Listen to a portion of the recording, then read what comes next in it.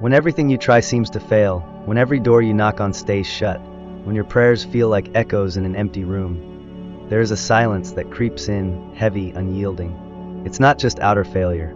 It's that inner weight, the quiet torment that whispers, maybe this just isn't for you. You've meditated, visualized, affirmed, pushed, persisted, yet nothing moves.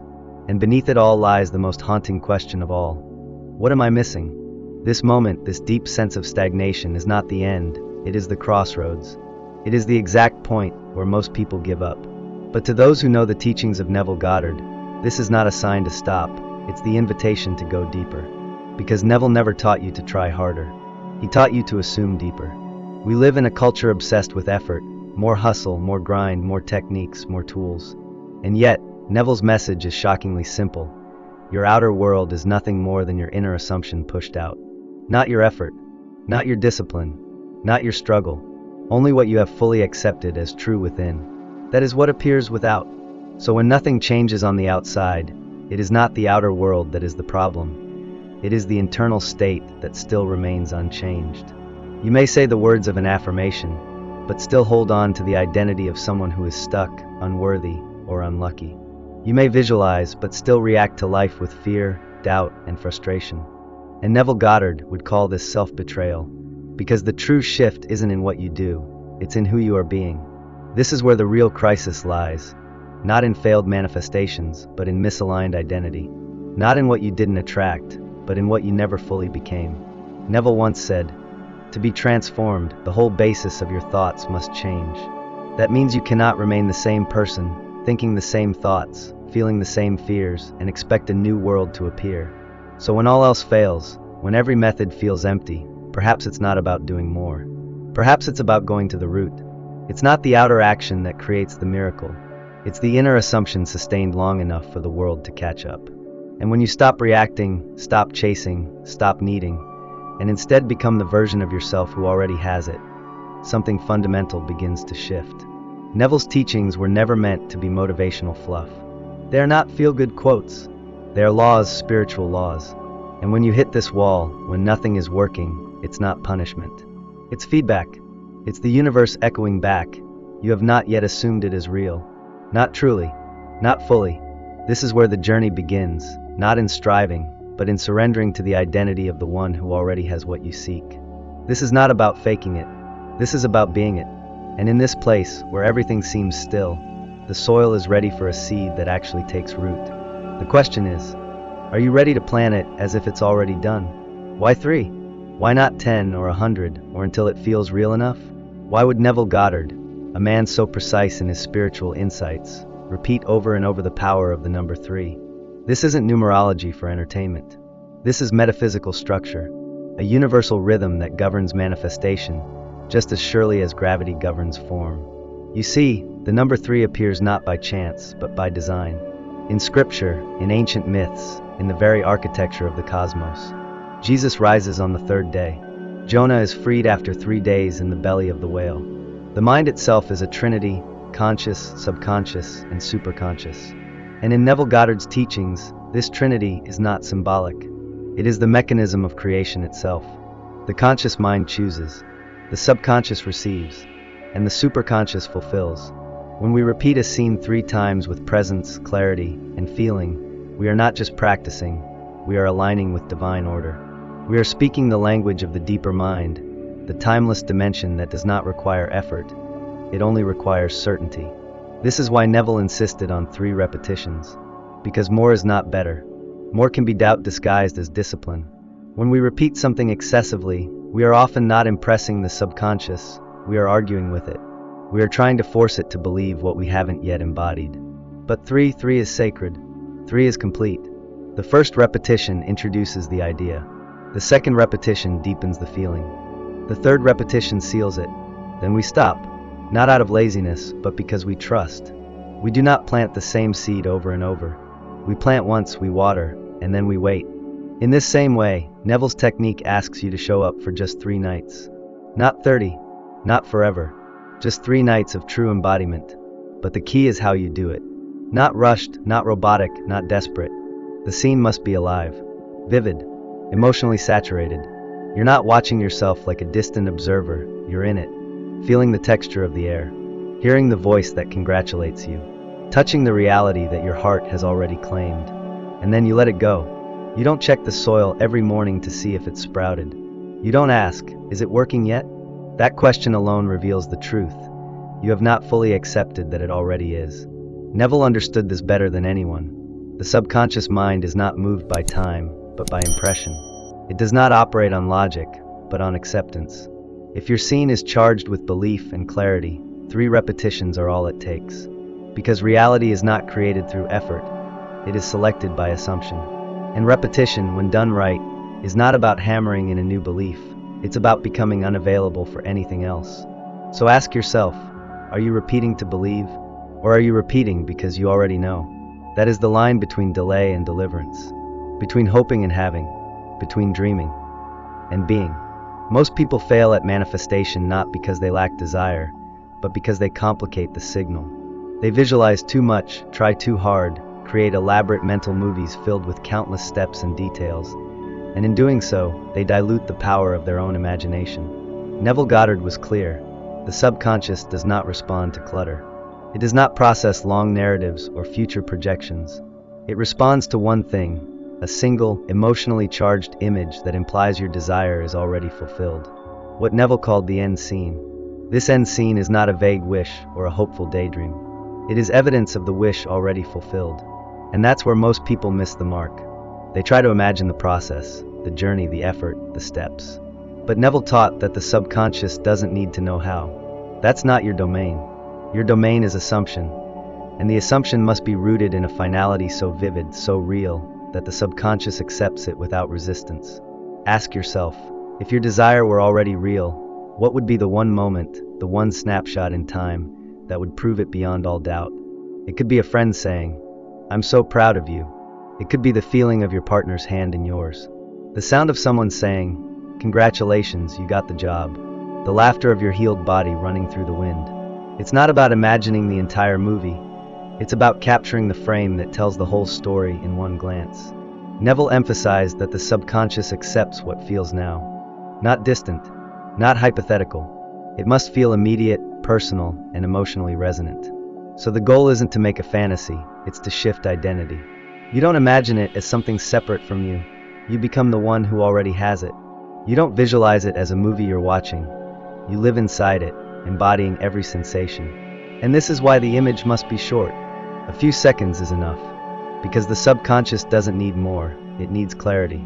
The more elaborate your vision, the more room there is for contradiction and doubt. But when your mind holds a simple, powerful image, a single emotional proof, the subconscious grabs it like a seed and begins to germinate it into form. Neville's brilliance was in showing that imagination is not a tool. It is the creative power of God within you. And when you select a scene that fully captures the feeling of the wish fulfilled, and you repeat it with emotional reality, the subconscious begins to move reality in your favor. Not because you forced it, but because you aligned with the only thing that creates, state of being. So choose your end scene with reverence. Ask not, what do I want to happen, but what would prove it has already happened. Then bring that moment to life, not as a hope, but as a memory. Feel it until your body believes it, until your breath slows, your muscles relax, and your heart whispers, "This is who I am now." Because in that moment, the shift has already occurred. And the world has no choice but to reflect it. There is a sacred moment each night when the veil between the conscious and subconscious becomes thin. Just before sleep, when your body is still and your mind drifts in that liminal space between waking and dreaming. Neville Goddard called this the state akin to sleep. It is not unconsciousness. It is not deep slumber. It is the golden gateway, the most fertile ground for planting the seeds of your new reality. And it is here, in this delicate space, that the power of repetition becomes divine. Most people miss this window.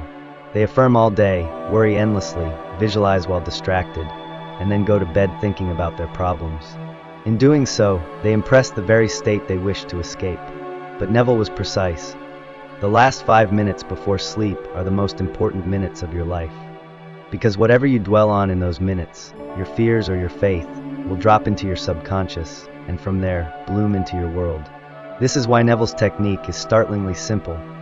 Take your end scene, the one clear, vivid moment that implies your desire is already fulfilled, and repeat it exactly 3 times in this drowsy state before sleep. Not 10 times, not 50, 3. But don't mistake simplicity for weakness. This is not about mechanical repetition, it is about emotional embodiment. The first time you play the scene, you awaken the image. The second time, you enter it more deeply. The third time, you fully surrender to it. And then you stop. You do not force. You do not overthink. You simply fall asleep in the feeling of the wish fulfilled. Neville understood the psychology of the subconscious better than most modern scientists. He knew that repetition without feeling is hollow, and excess repetition often arises from fear. The subconscious does not yield to fear. It opens to conviction, to clarity, to stillness. When you repeat your chosen scene with faith, and only 3 times, you are sending a clear, confident message to the deeper mind. This is who I am now. But this requires trust, and that is where most people falter. They perform the scene with hope, not knowing. With tension, not surrender. They finish the exercise, then immediately check their bank account, their phone, their reality, searching for signs, unknowingly uprooting the very seed they just planted. Neville warned about this. You do not persist in looking for results. You persist in the assumption. This is why the number 3 is powerful. It creates structure, intention without obsession, practice without anxiety. When done correctly, those 3 repetitions become a sacred ritual, a bridge between the seen and the unseen. So tonight, when the world is quiet and your body is still, step into the scene. Close your eyes, relax, let your breath soften, and then become. If your end scene is hearing someone say, "I'm proud of you," then hear it. Feel the warmth in their voice. If it's holding the keys to your new home, feel the metal pressing into your palm. If it's reading the acceptance letter, let the words form in your mind like truth etched in stone. Repeat this scene 3 times. Nothing more, nothing less. Each repetition is not just mental, it's transformational. Because you are no longer asking for it to happen. You are rehearsing a memory from your future self. And when the subconscious receives it as truth, your outer world begins to move. Not because you pushed, but because you aligned. This is not a technique. It's a communion, a merging of identity and destiny. And in this sacred space before sleep, you are not trying to manifest. You are returning home to the version of you who already has. The most overlooked part of manifestation, the part where most people unknowingly sabotage everything, is the letting go, the surrender, the silence after the planting. Neville Goddard made it unequivocally clear. Creation is finished. Once you have impressed your desire onto the subconscious through vivid imagination, there is nothing more to do. The seed has been sown. The invisible roots have begun to weave reality into shape. And from that moment on, your only task is to walk as though it's already done. But this is where the mind rebels. It wants to check, to confirm, to control. It wakes up the next morning and looks for signs. It refreshes the bank account. It analyzes the message thread. It scans the body for symptoms. And with every act of checking, it sends the opposite signal to the subconscious. I'm not sure. I don't believe yet. I still need proof. Neville warned against this with absolute conviction. Do not concern yourself with how the desire will be fulfilled. Your assumption, if persisted in, will harden into fact. The danger is in becoming so attached to the appearance of reality that you lose faith in the unseen shift already taking place. The moment you try to manipulate the process, you pull yourself out of the state, the only place from which manifestation is possible. Letting go is not indifference. It is not apathy. It is deep spiritual confidence. It is saying, I know who I am. I know what I've accepted. I don't need evidence. I am the evidence. You become unshakable not because you see change, but because you know change is inevitable. Your identity is no longer tethered to what is, but rooted in what has already become within. Neville taught that reality is not something you chase, it is something you reflect. The world is a mirror, showing you what you hold as true about yourself. So if you have planted the seed and truly felt it as done, your only role now is to embody that version of you. To think, feel, speak, and act in alignment with the assumption you've already accepted. This is why the final step, letting go and trusting the process, is the most sacred. It demands that you stop needing proof, that you stop bargaining with the universe, that you live as if the world is already rearranging itself on your behalf. Because it is. But the shift always begins in the unseen. It starts in the silence, in the gaps, in the still waters of the inner world, long before it ripples out into form. And so when doubt creeps in, and it will, you don't fight it. You observe it. You let it pass like a cloud across a vast sky. You return, again and again, to the state of the wish fulfilled. Not with desperation, but with devotion. Because you're not performing a ritual to get something. You're remembering who you already are. Neville once said, "The world is yourself pushed out." And once you truly grasp this, you no longer wait for the world to prove it. You become it. You live from the center of your new identity, and reality, by law, must bend to match your self-concept. This is the final truth. You are not creating a new reality. You are selecting it. You are not forcing the universe to act. You are becoming the vibration that makes the desired outcome inevitable. And when you repeat your scene with belief, sleep in the state of the wish fulfilled, and surrender the outcome, you unlock the most powerful force in existence, faith beyond evidence. So tonight, as you close your eyes and return to that sacred scene, know this: you are not asking for a miracle.